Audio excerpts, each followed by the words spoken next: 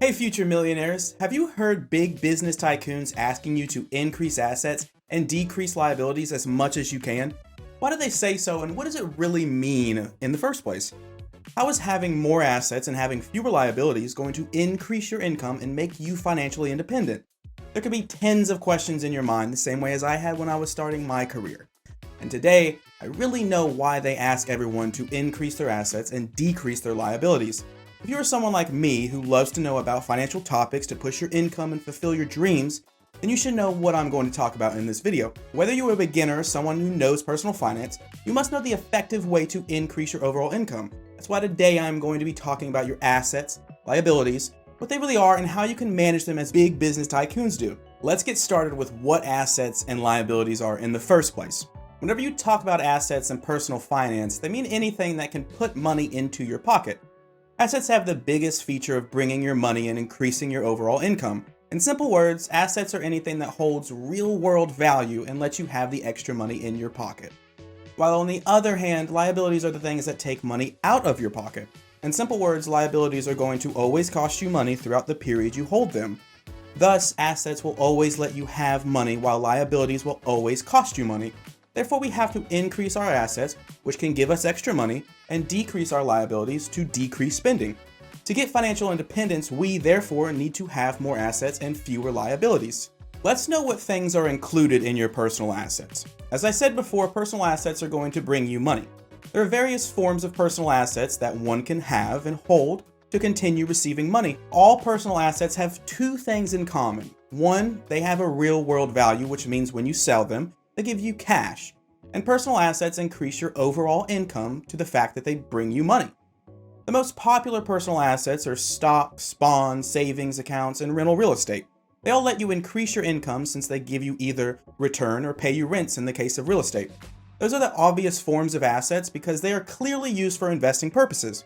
But should you include everything in personal assets that hold real-world value and give you money? Well, the answer is no. There are a few assets that do not have those two features that every other asset has. Take the example of books that may cost you $20. No doubt they have a price, but not as stocks and bonds have, and you cannot sell them as you sell stocks. But the books certainly are profitable in one way or the other as they let you understand a topic quickly and effectively. That information can be later on applied in the real world to either increase your income or to monetize that knowledge. Therefore, there are multiple different things that I classify as an asset because they are a one-time purchase and increase your earnings potential. Having a college degree is another example of a personal asset that can potentially give you a good income job. But not every college degree can be called a personal asset in my opinion.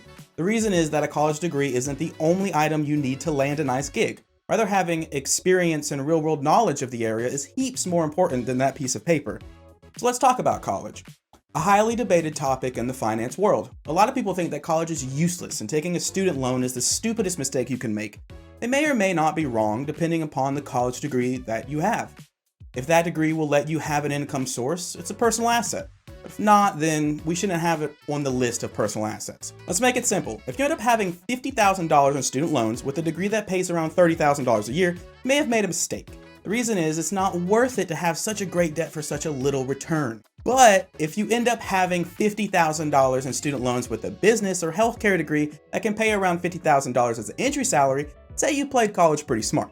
That's when it comes to a college degree, it is an asset. If an entry-level position in your field pays a salary that is 1 or 2 times your ending student loan debt, you can pay it off in a reasonable amount of time. In scenarios like this one, college is an investment. Granted, a real expensive one, but still an investment. Now let's know what things are included in personal liabilities. After knowing about personal assets, you may have noticed that I did not include a person's home as an asset. It's because it's not. The reason is that the majority of homeowners have a mortgage on their house which takes money out of their pocket every month. No doubt that house will be one's own in the future when one will pay off the entire mortgage. But still, it won't be an asset. The reason is that the house still takes money out of a pocket with maintenance, lawn care, etc. So in no sense will we call it an asset, rather a liability. I'm sorry, your house is not an asset unless it is a rental property that pays you rent. Moving on to the other biggest personal liabilities, credit card debt, student loan debt, and car loans. Credit card debt is an absolute murderer to personal finance. If you are unaware of how credit cards and compound interest work, do not get a credit card. They are stylish and handy, but they cost you more and suck the blood out of your personal finance. However, I personally believe that credit cards are a sort of necessary evil. If you are responsible, your credit score can skyrocket. And you need a credit score for a lot of things in life. For instance, to take loans. Credit cards are safer than debit cards when fraud or theft occurs, and credit cards often provide cashback promotions on your purchases, so in reality, if you pay off your balance in full every month, you are saving money. On the other hand, credit cards have around a 20% interest rate on any overdue balance, which means when you miss paying any debt payment, it can cost you dearly. Also, if you use a credit card irresponsibly, it can diminish your credit and you will be forced to work hard for years to get it back up. Trust me on this one, man. I messed up badly with my credit 5 years ago and still am trying to get it back to where it was.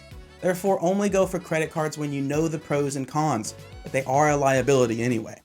We talked about the student loan debt a little earlier. Even though it is considered an asset as a college degree, it is still going to suck money out of your pocket every month. So it is a liability in the true sense. Something is interesting to note here. When you take a student loan and start to pay it off, it's a liability. But when you have it paid off, we can count it as an asset since it is putting money in your pocket and not taking anything out anymore. Due to the ambiguity, some people tell you to stay away from student loan debt. However, I think it all depends on your desired path in life. The last main personal liability you would have in your mind is a car loan. Unless you were able to snag a brand new vehicle for 0% for 72 months during the COVID-19 pandemic, new cars are a really dumb decision to finance. Now, I'm not saying nobody should ever get a car loan since it can be a need. Sometimes it isn't necessary. You need a car in life, especially if you live in a more rural area. But the main focus should be on having a car that can work for you as a car, not as something to brag about. I know everyone has a dream of having that one futuristic supercar, but having it after taking a car loan is never a good option. Therefore, the best strategy is not to overspend and do not get a car you can barely afford. Get that $4,000 to $5,000 car that will probably last you at least 5 years. So here is the question that would be in your minds right now. How to maximize personal assets and minimize personal liabilities. After knowing about your personal assets and your personal liabilities, you might have understood where the problem lies. Most people can never get financial independence who have more assets than their liabilities. Therefore, the goal is to create a surplus in your personal assets compared to your personal liabilities. This is how you're going to be able to achieve your financial goals. So how do you do it? Number one, decrease your liabilities ASAP. There's no rocket science behind it. The fewer liabilities you have in life, the more money you can throw into personal assets. Any liability you owe that charges an interest rate above 5 or 6%, pay it off as quickly as possible. This is usually your car loan, credit card debt, and maybe some student loans, but usually not. Therefore, get a grip on your short-term liabilities, wipe them out, and then put the money that you have been paying in liabilities and personal assets like stocks, bonds, and real estate. Step number 2 is to not create more debt after you have paid off your previous debt, and do not prioritize paying off your house or student loans before investing unless the interest rate is above 6%. In conclusion, to get financial independence, minimize your liabilities, which is to decrease the present debts, and then increase your assets. Did you know how you could have financial independence by focusing on this simple one thing? Well, now you know it. Don't be shy to comment right below. When are you thinking of getting rid of your debts? Also, don't forget to subscribe to our channel and press the bell icon next to it to have the weekly dose of personal finance. Until the next video, stay tuned.